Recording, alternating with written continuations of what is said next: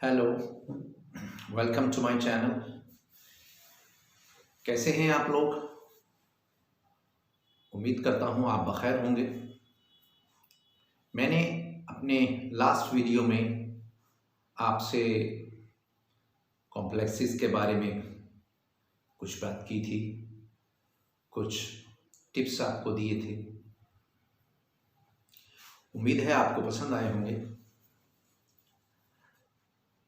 मैं almost 2 decade से UPSC की बच्चों को तैयारी करवाता हूँ, उसकी प्रेपरेशन करवाता हूँ।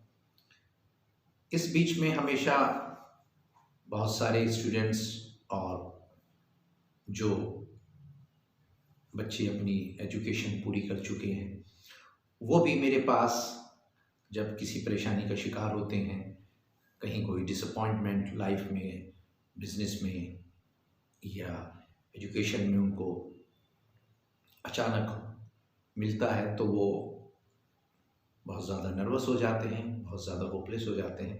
तो उसी से मुताल्लिक़ वो लोग मेरे पास काउंसलिंग के लिए आते हैं। ये काम मैं एजुकेशन के साथ साथ पिछले 20 साल से काउंसलिंग भी करता हूँ बच्चों की।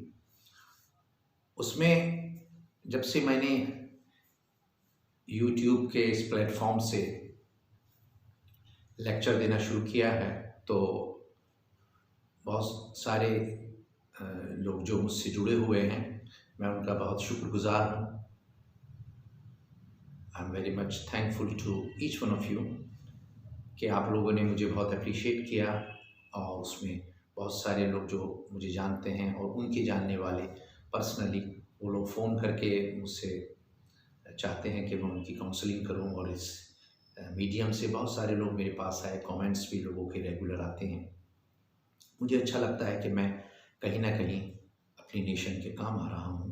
और हर शख्स की ये जिम्मेदारी है कि वो अपनी सराउंडिंग में जितना भी उसका बड़ा एक हल्का है, एक दायरा है, उसमें उसको अपने समाज की खिदमत करनी चाहिए, उनकी सेवा करनी चाहिए। तो मेरे पास भी बहुत सारे लोग आ रहे हैं और यूपीएससी के अलावा उन सब लोगों का ये इसरार है कि आपने जो टॉपिक्स चूज़ किए हैं ये आजकल बहुत ज़्यादा स्टूडेंट्स इसके शिकार हैं, लोग बाग भी शिकार हैं। और आप इसको थोड़ा सा प्रोलॉन्ग कीजिएगा क्योंकि ये मैंने जैसे पहले भी आपसे अर्ज़ किया था कि ये 1 या 2 वीडियो में कंप्लीट नहीं हो सकता, इसकी बहुत सारी ब्रांचेज़ हैं। तो मैं आज आपसे उसी से रिलेटिव कुछ और बातें करूँगा, कुछ और चीज़ें शेयर करूँगा। मुझे यकीन है कि आपको वो चीज़ें भी पसंद आएगी। और मैं आपसे ये भी रिक्वेस्ट करना चाहता हूँ कि आप उन चीज़ों पर अमल कीजिए। अगर आप में से कोई उसका शिकार है तो उसको दूर करने की कोशिश कीजिए। और आपके सर्किल में अगर इस तरह के लोग हैं तो आप प्लीज़ उन लोगों से भी मेरी ये तमाम तर बातें शेयर कीजिए। मेरे इस चैनल को सब्सक्राइब करके उन लोगों को भी मुझसे जोड़ने की कोशिश कीजिए। इसमें आपको बहुत सवाब मिलेगा, बहुत पुण्य मिलेगा। क्योंकि आदमी इस वक्त कोई किसी की अगर ज़बान से भी खिदमत कर देता है तो ये भी एक बहुत बड़ा पुण्य का कार्य है। तो इसलिए मैं आप तमाम तर लोगों से ये अपील करना चाहता हूँ कि आप लोग जितने भी लोग मेरे इस चैनल को देखते हैं और मेरे लेक्चर सुनते हैं, तो ऐसे बहुत सारे हमारे स्टूडेंट्स हैं, नौजवान हैं, यंगस्टर्स हैं, टीनेजर्स हैं जो इन चीज़ों का शिकार हो जाते हैं किसी न किसी वजह से। तो आप सब लोगों से उन लोगों को एक दूसरे से जोड़िए और इस चैनल को मैक्सिमम लोगों तक पहुंचाइए। इसमें मैं आपका बहुत बड़ा आभारी रहूँगा। तो चलिए मैं यहाँ से अपनी बात फिर दोबारा से शुरू करता हूँ। देखिए, मैंने इससे पहले आपको थोड़ा सा जिन लोगों में जिनका कॉन्फिडेंस शेक हो जाता है उस पर गुफ्तगू करी थी। इस मरतबा फिर मैं आपसे इसको थोड़ा सा आगे बढ़ाता हूँ। एक चीज़ होती है एरोगेंस, जिसको हम गुरूर कहते हैं उर्दू में और हिंदी में अहंकार कहते हैं। ये एक बहुत बहुत ही बुरी चीज़ है और जिसको खूबसूरत ज़बान में एटीट्यूड भी कह देते हैं। तो बेसिकली ये सब एक ही चीज़ के नाम हैं, इसको अलग अलग नामों से लोग पुकारते हैं। बुनियादी तौर पर ये गुरूर है और ये अपने अंदर एक बहुत ही, मैं समझता हूँ कि बहुत बड़ी एक डिज़ीज़ है, अपने अंदर एक बहुत बड़ी बीमारी है। जो लोग इसके शिकार हैं उनको इस बात का एहसास नहीं होता कि हमें अहंकार है। किसी को अपनी फेम पर गुरूर हो जाता है, किसी को अपनी दौलत पर गुरूर हो जाता है, और अगर कोई लड़का या लड़की देखने में अच्छी और अच्छा है, खूबसूरत है, लड़का हैंडसम है, लड़की ब्यूटीफुल है, तो उसको अननेसेसरीली ये गलतफहमी हो जाती है। इसको मैं जो अपने हिसाब से मैंने जो इसको ऑब्ज़र्व किया है अपनी पूरी ज़िंदगी में, और मैं इसको जिस तरीके से एनालाइज़ करता हूँ, हर आदमी का एक नज़रिया होता है। जिस तरीके से वो चीज़ों को, समाज में जो चीज़ें होती हैं, जो घटनाएं होती हैं, वो किस नज़रिए से वो देखता है और किस नज़रिए से उस पर रोशनी डालता है। हर शख्स का एक अपना नज़रिया होता है, लेकिन मैं बहुत ही कीनली इन तमाम तर चीज़ों को ऑब्ज़र्व करता हूँ जो हमारे सोसाइटी में चीज़ें होती हैं। मुझे सबसे ज़्यादा तकलीफ़ इस बात से होती है जिस पर मैं बात कर रहा हूँ, जिसे हम एरोगेंस कहते हैं। ये इतनी बड़ी बीमारी है कि आदमी इसका अगर शिकार हो जाए तो उसको पता भी नहीं चलता वो कितना नुकसान में चल रहा है, कितना उसको लॉस है। जैसे मिसाल के तौर पे, अगर ऊपर वाले ने किसी को कोई चीज़ बख्श दी है तो इसका मतलब ये नहीं कि आप दूसरे को जानवर समझने लगे, अपने से छोटा समझने लगे।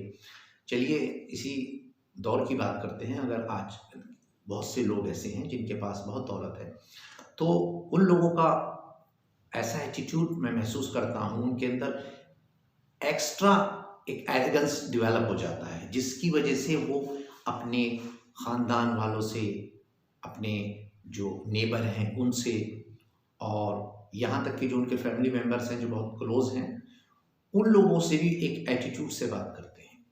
मैं ये समझता हूँ कि इसका नुकसान उनको अभी महसूस नहीं होता, क्योंकि अभी थोड़ा सा उनमें एनर्जी है,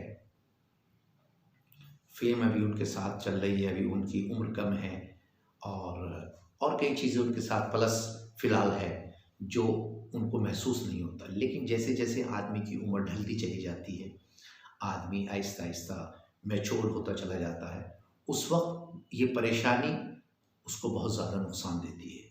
उसका उदाहरण इस तरीके से आप समझ लीजिए, क्योंकि जो उसका पास्ट रहा है, जिन लोगों के साथ भी उसका वक्त गुजरा है, उन लोगों के उसने इतना जानबूझकर इंटेंशनली इतना हर्ट किया है कि वो तो शायद भूल जाएगा जो इस परेशानी का शिकार है, मगर जिनको उसने हर्ट किया है, इंटेंशनली हर्ट किया है, वो कभी नहीं भूलते।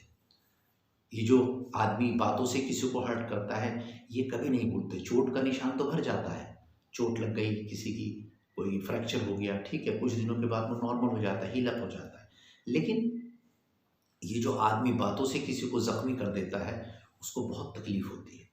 तो जब उसका बुढ़ापा शुरू हो जाता है, जब वो 50 प्लस हो जाता है या 60 प्लस हो जाता है, उस वक्त ऐसे लोगों के साथ कोई नहीं लगता, क्योंकि उसके अंदर वो जो एटीट्यूड था, अब लोग उससे बचना शुरू कर देते हैं, या यूँ कह लीजिए कि अब लोग अपना इंतकाम भी तो लेते हैं कि तुमने हमारे साथ इतना मिसबिहेव किया था जब आप इतने फेम पर थे या जवान थे, इतने यंग थे, उस वक्त आप किसी को कुछ नहीं समझते थे।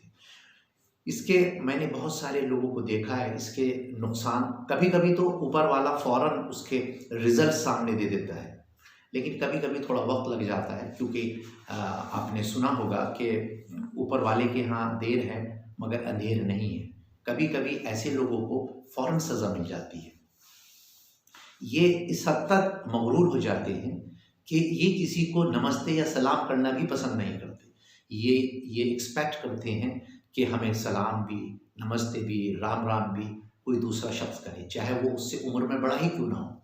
हमारे हिंदुस्तान में ये एक रिवाज है, लोगों को इतना कॉम्प्लेक्स होता है जिसको लोग कहते हैं साहब बड़ा एटीट्यूड है। एटीट्यूड क्या, दरअसल ये एक कॉम्प्लेक्स की शक्ल है। वो किसी से बात करना, किसी के साथ मिक्सअप होना, अपने रिलेशन में जाना, अजीज़दारी में जाना, इन तमाम तर चीज़ों को इग्नोर करते रहते हैं। और उसका नतीजा ये होता है कि एक वक्त आता है कि लोग फिर उस शख्स को इग्नोर करना शुरू कर देते हैं।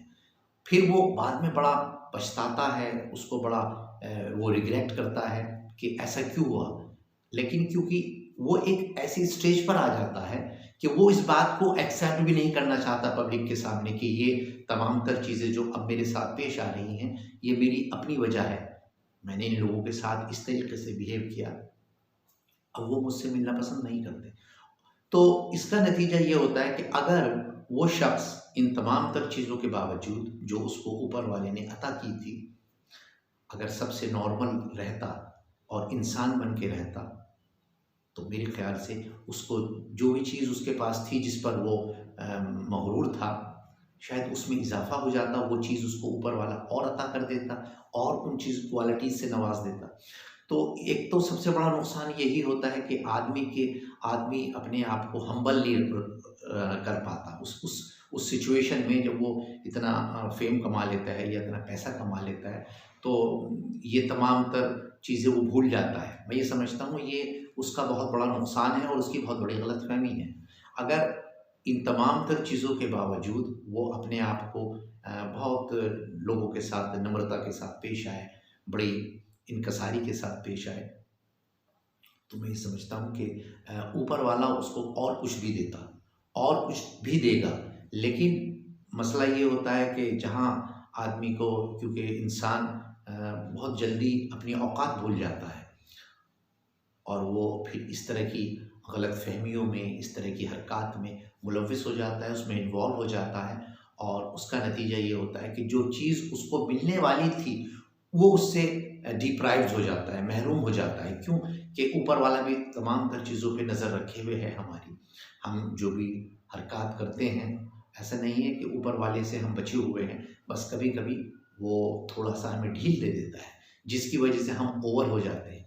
तो मैं ये समझता हूँ इस बीमारी को अगर किसी में, आपके सराउंडिंग में, आपके रिलेशन में ये तकलीफ़ है, इसको मैं तकलीफ़ का नाम देता हूँ। तो इसको आप मेरी ये वीडियो ज़रूर सुनाइए। इससे मुमकिन है कि उसका दिमाग दुरुस्त हो जाए और वो इन तमाम तर चीज़ों को छोड़ दे जिस चीज़ का वो शिकार है। क्योंकि इस तरह की चीज़ें अक्सर व बेशतर उन लोगों को मैंने देखा है जो सडनली कोई चीज़ हासिल कर लेते हैं। किसी को कुछ शॉर्ट पीरियड में फेम मिल जाता है या दौलत मिल जाती है, तो वो फिर आदमी को आदमी नहीं समझते। ऐसी सूरत में मेरे नज़दीक ऐसे लोगों को ट्रीटमेंट की, काउंसलिंग की बहुत ज़्यादा ज़रूरत होती है और मेरे पास इस तरह के लोग बहुत आते हैं जो इस तरह के शिकार होते हैं। तो मैं उनसे यही कहता हूँ कि आप किसी के साथ पहले नॉर्मल तरीके से मिलकर देखिए, नॉर्मल इंसान होकर मिलिए और उसके जो चेहरे पर एक्सप्रेशंस आएँगे, जो तासुरात आएँगे, वो देखिएगा कितना खुश होगा और उसकी खुशी से मैं ये समझता हूँ आपको भी बहुत खुशी होगी। तो इस सूरत में परेशानी ये होती है कि क्योंकि उन्होंने एक इतनी बड़ी चादर अपने चारों तरफ ओढ़ रखी है कि उससे उसको फेंकना, उससे बाहर निकलना उनके लिए मुमकिन नहीं होता। वो मुझसे कहते हैं, जब मैं काउंसलिंग करता हूँ, वो कहते हैं सर हमने पिछले 5 साल से या 8 साल से या 10 साल से इसी तरीके से बिहेव कर रहे हैं। पहले तो सबसे पहले मैं यही कहता हूँ कि पहले तो ये कन्फेस कीजिए कि हम इस बीमारी का शिकार हैं। अगर आप कन्फेस ही नहीं करेंगे तो फिर तो ट्रीटमेंट नहीं हो पाएगा, डॉक्टर्स को तो बताना पड़ेगा ना। या अगर आप मुझे नहीं बताते तो मैं खुद आपसे गुफ्तगू करके ये समझ जाऊँगा कि आप किस बीमारी के शिकार हैं। बेहतर ये है कि आप उस बात को एक्सेप्ट कर लीजिए।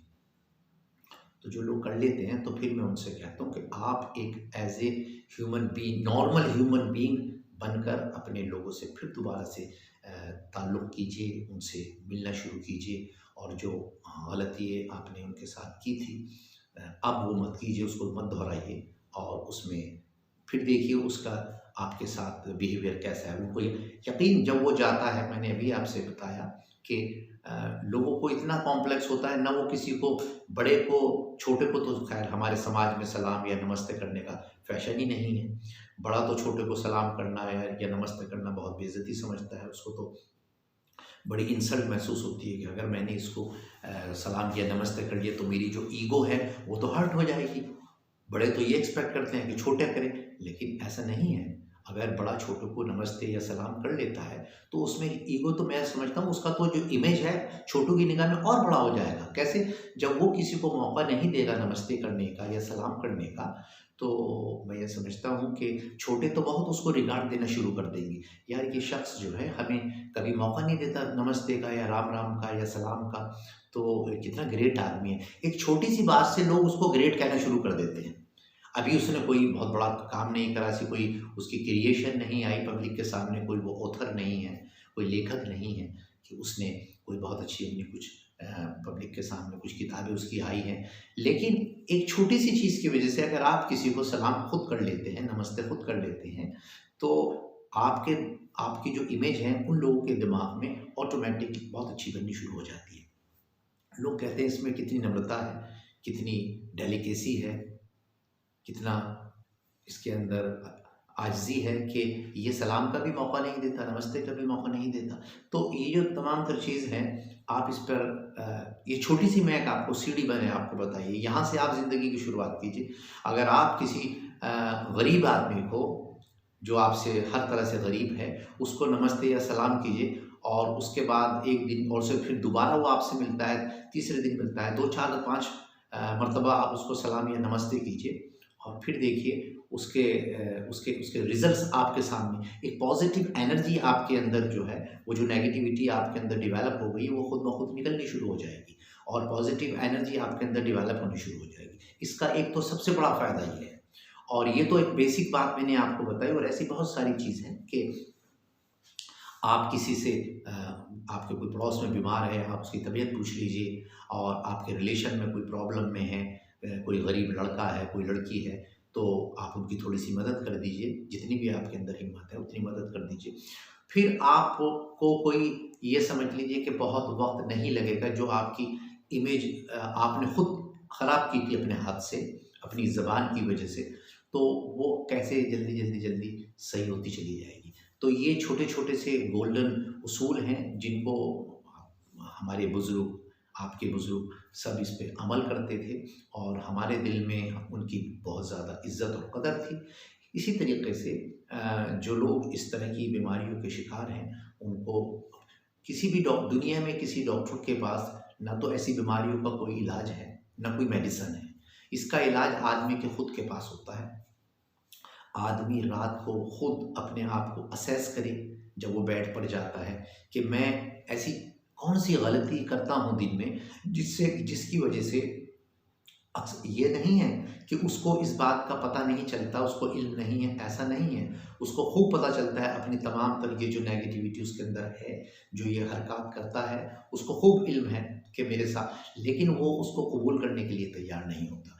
तो जब वो रात को बेड पर जाए, वो सोचे कि ऐसी क्या बात है जिसकी वजह से लोग मुझसे थोड़े दूर-दूर रहते हैं, कटे-कटे रहते हैं, क्या वजह है? तो अगर वो इस बात को थोड़ा-सा सोच ले, एक दफ़ा विचार कर ले, तो मैं ये समझता हूँ कि फिर नेक्स्ट डे उस पर वो अमल करने की कोशिश करे। शुरुआत सिर्फ़ सलाम या नमस्ते से करे, और कुछ लंबा चौड़ा करने की ज़रूरत नहीं है। इसी से उसको एक सैटिस्फैक्शन, एक संतुष्टि मिलनी शुरू हो जाएगी। अंदर से एक संतोष मिलता है आदमी को जब इस तरह की चीज़ आदमी करता है। मेरा दावा है, मैंने बहुत सारे हज़ारों लड़के और लड़कियाँ मैंने इस तरीक़े से उनकी काउंसलिंग की है, और वो आज बहुत सक्सेसफुल हैं, अपने पैरों पर खड़े हैं। लेकिन इन्हीं बीमारियों का शिकार थे जो मैं आपसे आज शेयर कर रहा हूँ। और आप आज से ये चीज़ नोटिस कीजिएगा कि हमारे समाज में जो बड़े लोग हैं, जो उम्र में बड़े हैं, तो वो कभी छोटों को ना सलाम करते हैं, ना नमस्ते करते हैं, कुछ नहीं करते, एक अपने एटीट्यूड में रहते हैं। ये भी एक बीमारी है बहुत बड़ी। तो हमारे सभी जगह, सभी ग्रंथों में, भगवद गीता में, कुरान में, बहुत सारी जगह सब लिखा है कि सलाम करने से कोई छोटा नहीं होता बल्कि बड़ा हो जाता है। तो इसलिए आप आज से ये बात नोटिस कीजिएगा, और जो लोग इसके शिकार हैं उनको देखिएगा। बस मैं आखिर में यही कहूँगा कि इस बीमारी से अगर आपको छुटकारा पाना है, तो आपके अपने हाथ में इसका इलाज है। किसी साइकियाट्रिस्ट के पास इसका इलाज नहीं है, दुनिया की किसी कंपनी ने कोई ऐसी मेडिसिन नहीं बनाई। अलावा इसके वो सेडिशन इस तरह की मेडिसिन देते हैं कि आपको नशा हो जाता है, आप थोड़ी देर के लिए सो जाते हैं और उसके बाद जब उठते हैं फिर वहीं से ज़िंदगी शुरू होती है, फिर वो उसी का शिकार हो जाते हैं। तो सिर्फ़ और सिर्फ़ जितने भी दुनिया में दिमाग के डॉक्टर हैं और जो साइकियाट्रिस्ट हैं, इन बीमारियों का इलाज वो सिर्फ़ मेडिसिन से करते हैं या कुछ काउंसलिंग करते हैं, लेकिन काउंसलिंग में भी हमेशा वो यही कहते हैं कि आपको कोऑपरेट करना पड़ेगा, आपको हमारे साथ जो जिस तरह से हम कह रहे हैं, इस तरीके से आपको बहुत सारी चीज़ों को त्यागना पड़ेगा। तो इससे बेहतर है आप उन लोगों के पास मत जाइए, बल्कि जो टिप्स मैं आपको दे रहा हूँ, आप उस पर अमल कीजिए और चंद रोज़ में इसके बहुत ही पॉजिटिव रिजल्ट्स आपको दिखाई दे जाएँगे और आपके फैमिली मेंबर्स को भी दिखाई देंगे। चलिए, आज के लिए बस इतना ही। बहुत-बहुत शुक्रिया। Thank you very much. आपसे नेक्स्ट वीडियो में फिर मैं किसी दूसरे टॉपिक पर मुलाकात करूँगा। तब तक के लिए इजाज़त दीजिए और एक मरतबा फिर चलने से पहले इस चैनल को बराए करम सब्सक्राइब कर दीजिए, लाइक कर दीजिए, बेल को दबा दीजिए ताकि आप मेरी तमाम तर वीडियोज़ आपके पास पहुँचती रहें और आपके ज़रिए और उन लोगों तक भी पहुँचती रहें जो आपसे जुड़े हुए हैं। शुक्रिया।